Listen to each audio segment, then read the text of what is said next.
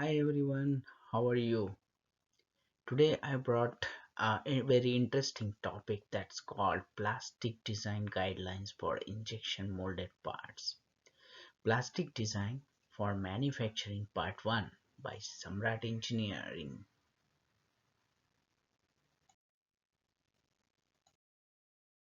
Plastic design and manufacturing process is very complex and vast in nature.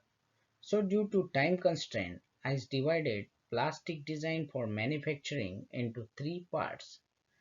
Today we are going to cover plastic design consideration while designing plastic parts. This topic is useful for engineers who is studying as well as seeking jobs.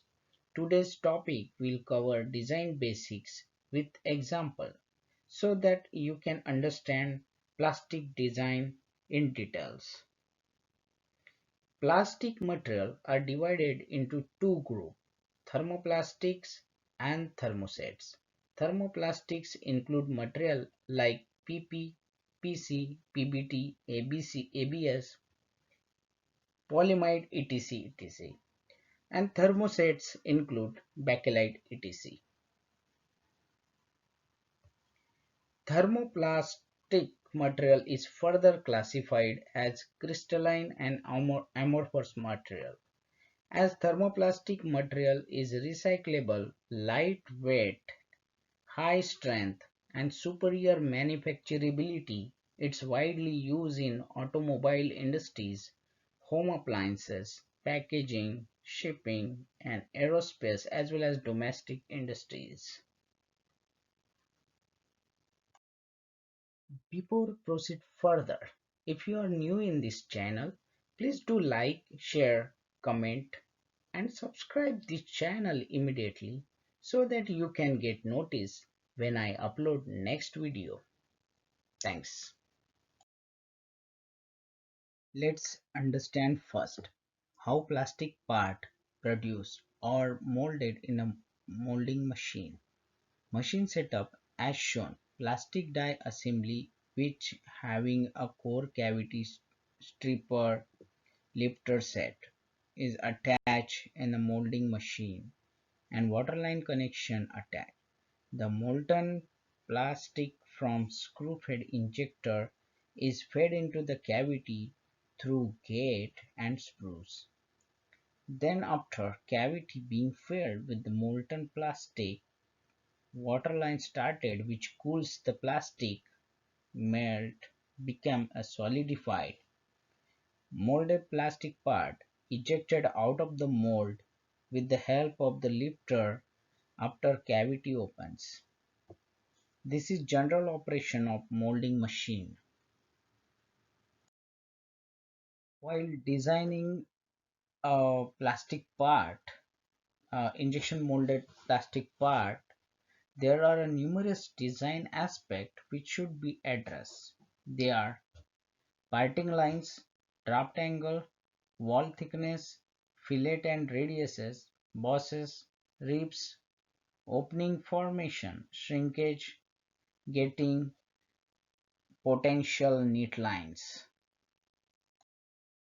A parting line is the line of separation on the plastic part where the two halves of the plastic injection mold meet. The line actually indicates the parting plane that passes through the part. Within more basic plastic part design plans, this plane can be a simple flat surface, but it is often a complex form that traces the perimeter of the part around the various features that make up the part outer silhouettes.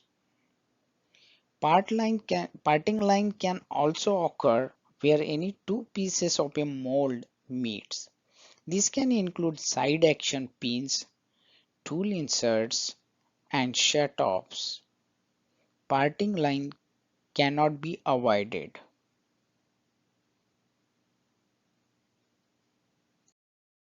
Draft angles. Draft is necessary for the ejection of the part from the mold. Always design with the draft angle. Recommended draft angle is normally 1 degree with half degree on ribs. Some draft angle is better than none, and more draft is desirable if the design permits. Where minimum draft is desired, good polishing is recommended and feature depth should not exceed 12.5 mm. Thickness. The number one rule for designing plastic part is uniform wall thickness. Uniform wall aid in material flow in the mold, reduce the risk of sink mark, molded in stress, and differential shrinkage. Sharp corners should be avoided. They are the number one cause of part failure, stress concentration, poor flow pattern, and increased tool wear. Indicate radius at all inside and outside corner to the maximum which is design will allow. Minimum radius should be 0.25 mm. Always try to keep bigger radius as possible. Smaller than 0.5 mm radius may increase tool cost. Look at stress concentration chart. RYT can affect stress concentration factor. As R increases, stress concentration decreases and vice versa. Bosses are usually designed to accept inserts, self-tapping screw, drive pins, etc. For use in assembling or mounting part, avoid stand-alone bosses whenever possible. Bosses should be attached to wall or ribs by means of rib or gussets for structural stability.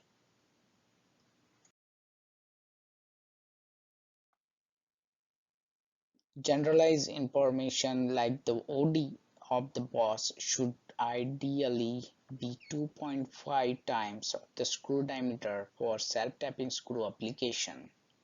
Thick-walled bosses with bases greater than 50% of the wall could form visible sink mark. To overcome this condition, a thinner walled boss of 2 times screw diameter or less can have multiple ribs.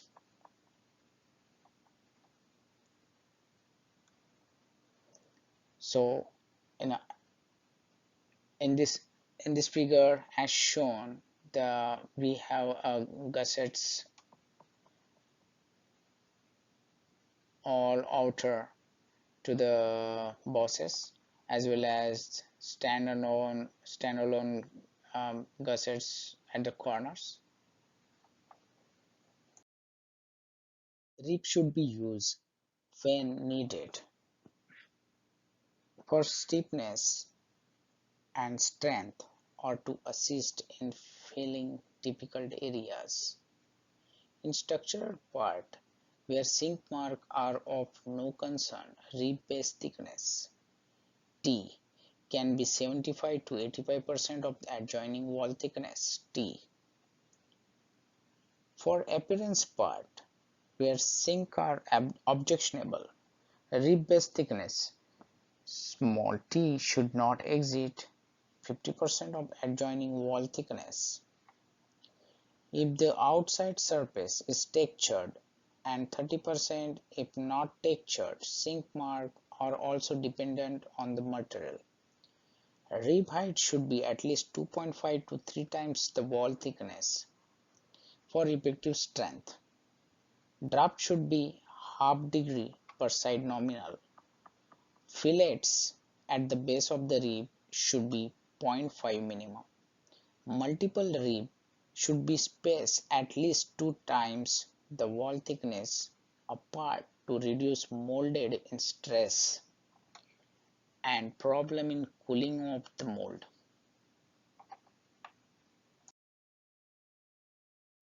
When an opening is desired in a part, such as to accommodate a snap fit, and is to be formed without core pulls, a 5-degree angle mating of core and cavity is required.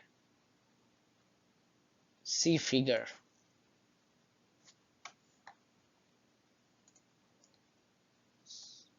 So this 5-degree angle is required. This is called kiss off between two pieces of steel.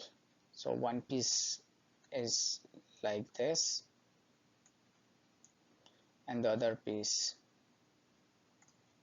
is like this.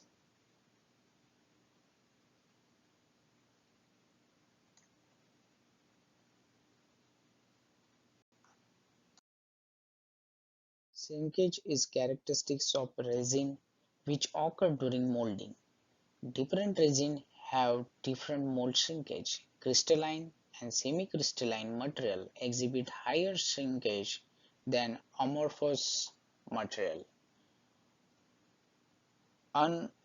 Unreinforced plastic have higher shrinkage than reinforced grades. It is important that the grade of material be selected before the mold is constructed and that the proper mold shrinkage be specified. Basic data Basic shrinkage data is obtained from STM test or ISO test. Material shrinkage can vary with part and tool design. Thick wall will have higher shrinkages rate than the thin. Variation in the section thickness can cause differential shrinkage and warpages. Flow direction will affect shrinkage, particularly with the glass fiber reinforced grade, more when perpendicular to the flow and less when parallel to the flow. So in the chart we can easily see we can able to see that PP is the semi-crystalline material and which shows a shrinkage ratios of 1.0 to 2.5%.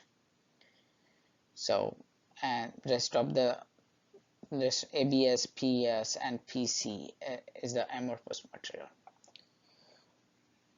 So in this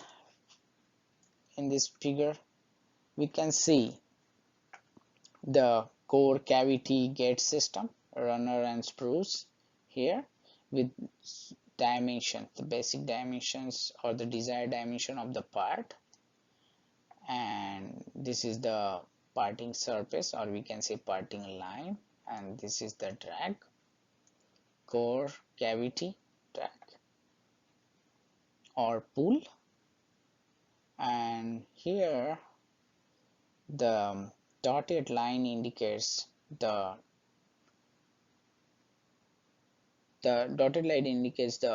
cavity dimensions, whereas the continuous line shows the actual parts. That means shrinkage is given on a cavity itself. The gate connects the part to the runner system. It is usually the thinnest cross section in the entire system. The design of the gate is dependent on the tool design, part geometry and the material selections. Gate location, size, type and number must be addressed. Gate should be located away from high stress or impact areas. Gate configuration and location should minimally affect part appearance. Gate design and location should eliminate secondary delegating operation if possible. The gate should be located to best fill the part. Position flow for advantageous glass fiber orientation if presents, and locate needs line in low stress areas. Neat lines is usually referred as the weld lines, or areas in the molded part where two or more flow front converges. This area generally has lower strength than the other areas of the part. One should anticipate neat lines which shows up well in flow analysis program and direct them away from anticipated high stress areas of the part where possible. Neat lines generally form on the opposite side of the obstacles which are in the way of the normal flow path, such as pin that form holes in the part, or a bosses designed to accept inserts. So here in this case we have a weld line here because the gate or the material flow from these directions and its flow like this and like this, but because of the restrictions happen because of this, the pin, because of this pin the flow restriction happens, and that's why the flow is diverted. And because of these conditions we get the converge line or the weld line here, that's called the neat line. And this is the um, realistic view from the part which show the neat line.